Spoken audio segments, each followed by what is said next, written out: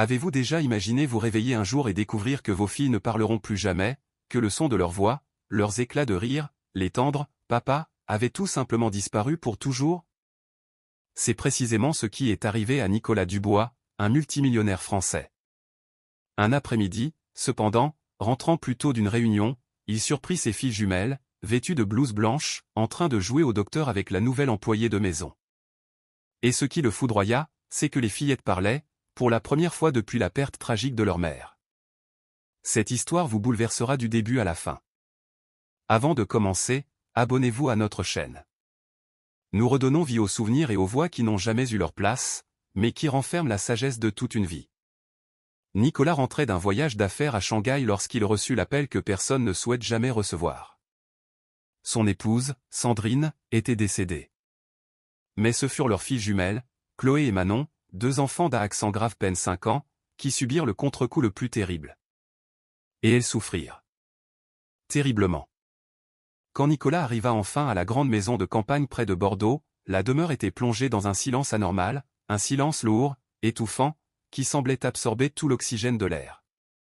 Chloé et Manon étaient assises dans leur chambre, enlacées l'une contre l'autre, le regard perdu dans le vide, fixant un point invisible sur le mur d'en face. Il s'agenouilla devant elle, le cœur en miettes, essayant de trouver les mots justes, des mots qui n'existaient pas.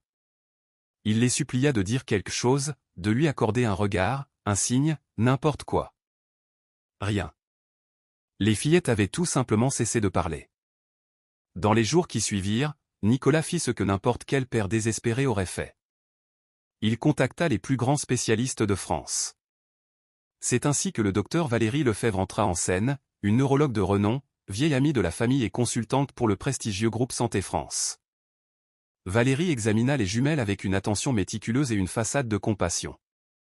Elle effectua une batterie de tests, des IRM, des évaluations complexes en collaboration avec un confrère neurologue d'une autre ville. Puis, quelques jours plus tard, les résultats en main, elle prononça son diagnostic avec une expression grave et solennelle. « Nicolas, je suis profondément désolé. Le traumatisme de la perte a été si sévère qu'il a provoqué un mutisme permanent. Elles ne reparleront jamais. » Nicolas sentit le sol se dérober sous ses pieds. L'air lui manqua, et le monde autour de lui se mit à tanguer. « Jamais ?» demanda-t-il d'une voix tremblante, un murmure étranglé. « Jamais », répondit Valérie, posant une main sur son épaule dans un geste de fausse compassion qu'il ne sut déceler. « Mais nous ferons tout ce qui est en notre pouvoir. Des thérapies, des traitements expérimentaux, un suivi continu. Vous pouvez compter sur moi. » Ainsi commença un marathon exténuant de 6 mois. Consultations, médicaments coûteux, thérapies aux tarifs exorbitants et appareils importés des 4 coins du monde. Nicolas dépensa des fortunes, engagea les meilleurs professionnels d'Europe, transformant la maison de campagne en une clinique privée aseptisée. Mais Chloé et Manon restaient murées dans leur silence. La demeure, autrefois remplie de vie et des rires cristallins des enfants, était devenue un mausolée froid et austère. Nicolas dormait à peine. Le jour, il se noyait dans le travail, une fuite éperdue pour ne pas penser. La nuit, il restait des heures à contempler ses filles endormies, se demandant s'il entendrait un jour à nouveau le son de leur voix. C'est alors que tout bascula. 6 mois après la tragédie, Nicolas dut se résoudre à engager quelqu'un pour l'aider à entretenir l'immense maison. L'équipe en place était surchargée, et il parvenait à peine à prendre soin de lui-même, encore moins d'une si grande propriété. C'est ainsi que Clara Martin entra dans leur vie. Clara avait 30 ans, des yeux fatigués qui en disaient long et un sourire discret qui semblait cacher une profonde histoire. Son curriculum vitae indiquait simplement « employé de maison », expérience dans des maisons familiales. Ce que le CV ne mentionnait pas, c'est que 2 ans auparavant, Clara avait été une infirmière prometteuse, travaillant dans l'un des principaux hôpitaux de Lyon. Jusqu'à ce que son monde s'effondre. Clara fut accusée de négligence médicale après le décès d'un patient. L'enquête fut bâclée, le rapport technique, accablant. Elle perdit son droit d'exercer, son emploi, sa réputation. Elle perdit la vie qu'elle avait mis tant d'années à construire. Et le rapport qui avait tout détruit portait une signature, celle du docteur Valérie Lefebvre. Clara ignorait que la même femme médecin qui avait ruiné son existence s'occupait maintenant des filles de l'homme pour qui elle allait travailler. Coïncidence ? Le destin a de ces ironies cruelles. pour son premier jour, Clara arriva à la maison de campagne avec un vieux sac à dos et une nervosité palpable. Nicolas la regarda à peine, lui donna des instructions sommaires, lui fit faire le tour de la propriété et retourna s'enfermer dans son bureau. Mais Clara remarqua immédiatement les fillettes. Chloé et Manon étaient assises dans le salon, jouant en silence avec leurs poupées. Aucun son, aucun mot, seulement des gestes lents et mécaniques. Clara sentit une boule se former dans sa gorge. Elle connaissait ce regard, ce vide insondable. Alors, sans trop réfléchir, tout en nettoyant le grand salon, Clara se mit à chanter. C'était une vieille chanson, une berceuse que sa grand-mère lui fredonnait quand elle était enfant. Sa voix était douce, mélodieuse, chargée d'une tendresse authentique qui contrastait avec l'atmosphère glaciale de la maison. Chloé leva la tête. Manon arrêta de jouer. Les deux enfants fixèrent Clara avec une intensité que personne n'avait réussi à susciter en elle depuis des mois. Nicolas, qui passait dans le couloir, resta figé sur place. Il observa la scène de loin, le cœur battant à tout rompre. Ses filles réagissaient. Les jours suivants, un phénomène étrange se produisit. Chloé et Manon se mirent à suivre Clara partout dans la maison. Elle ne parlait toujours pas, mais elle restait près d'elle, observant chacun de ses mouvements avec une curiosité nouvelle. Et Clara, presque sans s'en rendre compte, instaura une routine. Elle chantait en travaillant, racontait des histoires à voix haute même sans réponse, et simulait des conversations amusantes avec elle-même, ce qui arrachait parfois aux fillettes de timides sourires, des étincelles de vie dans leurs yeux éteints. Nicolas commença à rentrer plus tôt du travail, uniquement pour observer cette interaction discrète. Il voyait se produire sous ses yeux quelque chose que les médecins les plus chers n'avaient pas réussi à accomplir. Clara ramenait la vie dans cette maison. Mais il ne comprenait pas comment, et cette incompréhension le mettait mal à l'aise. 3 mois passèrent. Clara faisait désormais partie intégrante de leur quotidien. Les jumelles la suivaient comme 2 ombres fidèles. Et puis, par un après-midi ordinaire d'avril, l'extraordinaire se produisit. Nicolas rentra plus tôt que d'habitude. La maison était étrangement silencieuse. Il monta les escaliers à pas de loup et entendit des rires étouffés provenant de la chambre des filles. Il ouvrit doucement la porte, et ce qu'il vit le laissa pétrifié. Clara était allongée sur un matelas posé au sol, les yeux fermés, feignant d'être malade. Chloé et Manon se tenaient à ses côtés, vêtues de blouses blanches de déguisement, des stéthoscopes en plastique autour du cou. Elles jouaient au docteur. Et c'est alors que le miracle eut lieu.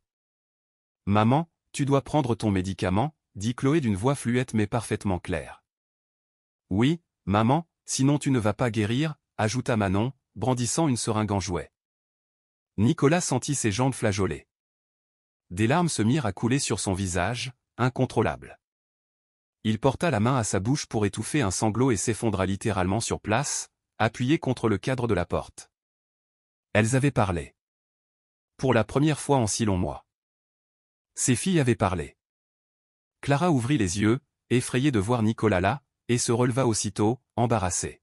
« Monsieur Dubois, je ne voulais pas. Ce sont elles qui ont commencé le jeu, et je n'ai pas voulu les décevoir. » Mais Nicolas leva la main, toujours en pleurs, incapable de prononcer un mot. Il entra dans la chambre, s'agenouilla devant ses filles et les serra dans ses bras avec une force désespérée, comme pour les protéger du monde entier. « Papa, il pleure ?» demanda Chloé, confuse. « Ce n'est rien, ma princesse. »« C'est juste du bonheur, » répondit-il, la voix brisée par l'émotion. Le soir même, Nicolas appela immédiatement le docteur Lefebvre pour lui annoncer la nouvelle. Il était euphorique, s'attendant à ce qu'elle partage sa joie. Mais sa réaction fut étrange, presque glaciale. « Nicolas, c'est préoccupant, » dit Valérie d'une voix sérieuse. Les filles appellent une employée un maman. Cela peut être le signe d'un attachement insécurisant, d'une confusion émotionnelle. Cette femme représente un risque. Un risque, Valérie ? Elles ont reparlé. Temporairement et de manière désordonnée. J'ai besoin d'évaluer cela personnellement. Et avec tout le respect que je vous dois, Nicolas, savez-vous vraiment qui est cette femme ? D'où vient-elle ? Avez-vous vérifié ses antécédents ? Nicolas resta silencieux. Je vais enquêter, dit Valérie. Par précaution. C'est là que tout recommença à s'effondrer. Valérie, grâce à son vaste réseau de contacts, ne mit pas longtemps à découvrir le passé de Clara et se précipita chez Nicolas pour le lui révéler. Elle a été radiée de l'ordre des infirmières pour négligence. Elle a causé la mort d'un patient. Elle travaille illégalement, se faisant passer pour ce qu'elle n'est pas. Voulez-vous vraiment d'une telle personne auprès de vos filles? Nicolas sentit son sang se glacer. Il convoqua Clara le soir même. C'est vrai? Demanda-t-il d'une voix dure. Vous étiez infirmière? Vous avez été radiée? Clara baissa la tête, les mains tremblantes. Oui. Mais ce n'est pas comme ils l'ont dit. J'ai été victime d'une injustice. Le patient était déjà dans un état critique à son arrivée. J'ai fait tout ce que j'ai pu. Mais vous avez menti. Vous avez menti sur votre CV. Vous êtes entré chez moi en cachant votre véritable identité. J'avais besoin de travailler. Personne n'engage une infirmière radiée. Je n'avais pas le choix. Sortez de chez moi, dit Nicolas d'une voix glaciale. Clara sentit les larmes couler mais n'implora pas. Elle prit ses affaires et partit sans un mot de plus.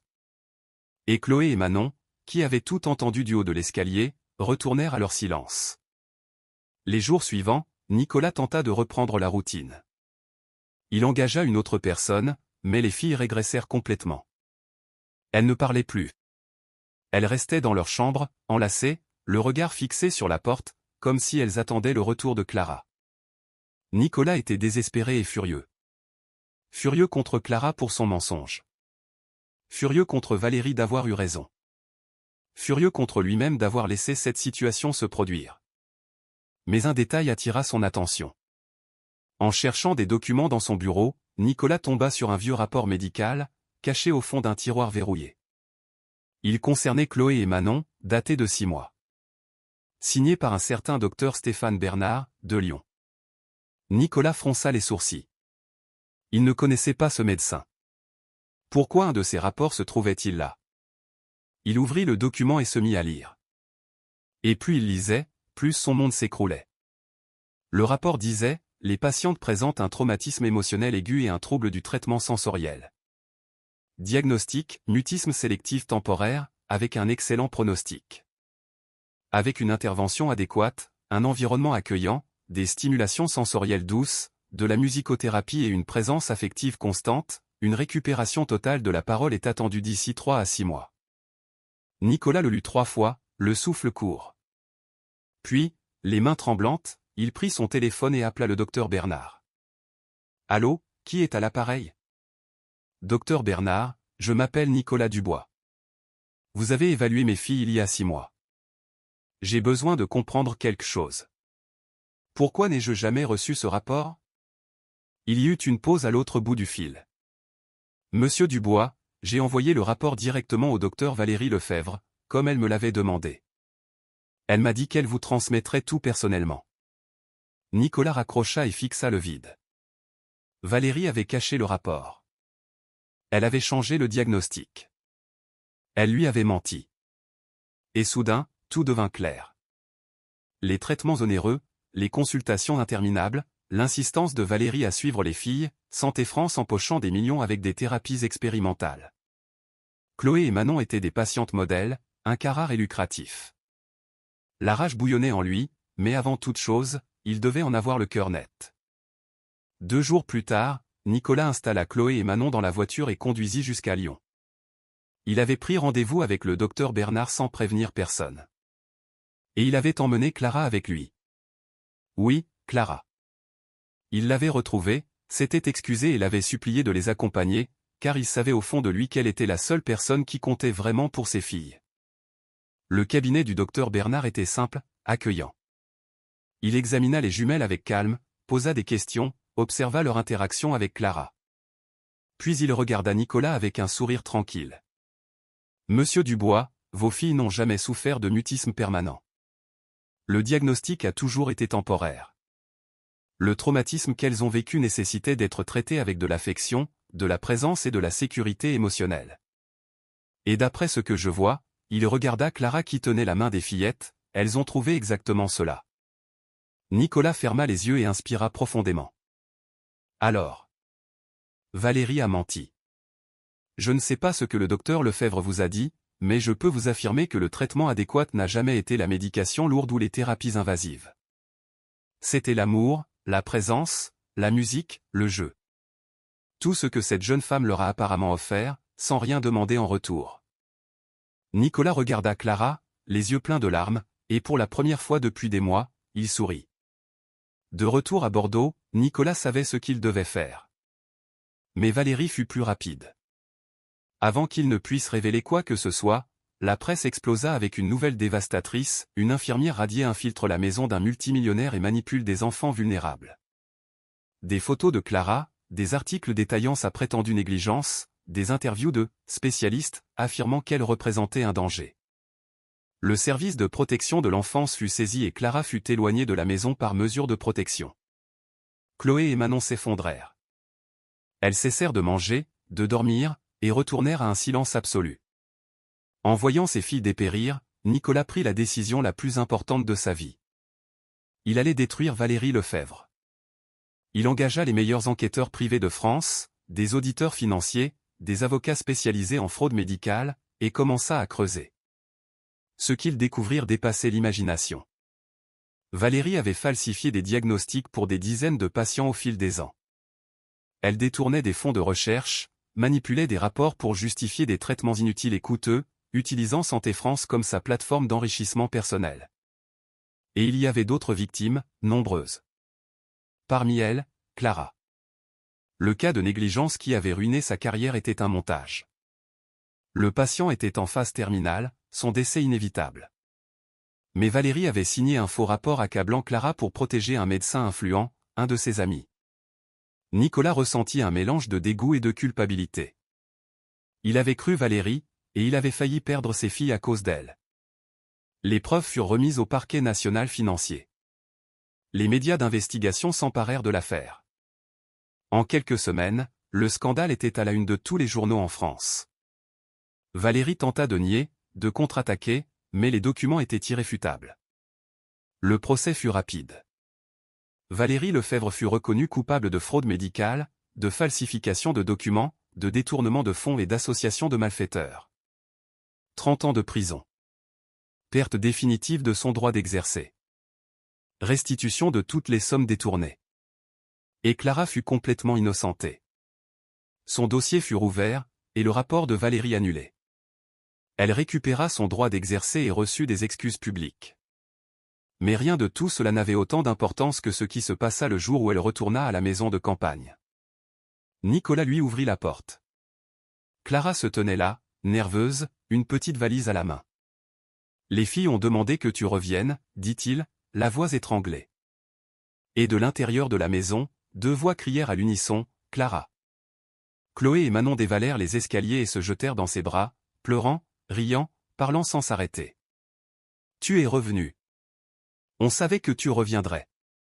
Tu ne pars plus, hein ?» Clara les serra fort, les larmes coulant librement sur ses joues. « Plus jamais, mes princesses.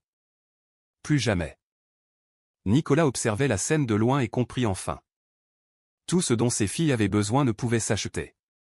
C'était la présence, l'affection. C'était Clara. Dans les mois qui suivirent, la maison de campagne se transforma. Ce n'était plus un lieu froid et silencieux. Il y avait de la musique, des rires, de la vie. Nicolas créa la Fondation du Bois, dédiée à la lutte contre la fraude médicale et à l'aide aux enfants victimes de traumatismes. Clara devint conseillère clinique de la Fondation. Et Chloé et Manon redevinrent des enfants à part entière. 10 ans plus tard. Chloé et Manon, désormais âgées de 15 ans, montèrent sur la scène lors d'un événement de la Fondation du Bois. Des centaines de personnes dans le public. Chloé, tenant fermement le micro, déclara « Quand j'avais 5 ans, j'ai perdu ma mère et j'ai perdu ma voix. Les médecins ont dit que je ne reparlerai jamais. Mais ils avaient tort. Parce qu'une femme simple au cœur immense m'a montré que la guérison ne vient pas des médicaments chers ou des machines modernes. Elle vient de l'amour, de la présence, de quelqu'un qui se soucie vraiment de vous. Clara nous a sauvés, et aujourd'hui, je veux être comme elle. Je veux sauver d'autres enfants. » Le public explosa en applaudissements. Clara, assise au premier rang, pleurait. Nicolas, à ses côtés, lui prit la main et murmura « Merci pour tout. Aujourd'hui, Chloé est pédiatre, spécialisée dans les traumatismes infantiles. Manon est psychologue pour enfants. Elles travaillent toutes les deux à la Fondation du Bois. Clara est la directrice clinique de la Fondation et la marraine officielle des jumelles. Et Nicolas a appris qu'être multimillionnaire ne signifie rien si l'on n'est pas présent. Il consacre sa vie à des causes sociales, à la Fondation, et à être le père que Chloé et Manon méritent. La maison de campagne près de Bordeaux, qui fut un jour un tombeau silencieux, déborde maintenant de joie. Car au final, la plus grande fortune de Nicolas ne se trouvait pas sur ses comptes en banque. Elle résidait dans les voix de ses filles, et dans la femme qui les leur avait rendues. Abonnez-vous à la chaîne, commentez en indiquant de quelle ville vous êtes, et à la prochaine histoire.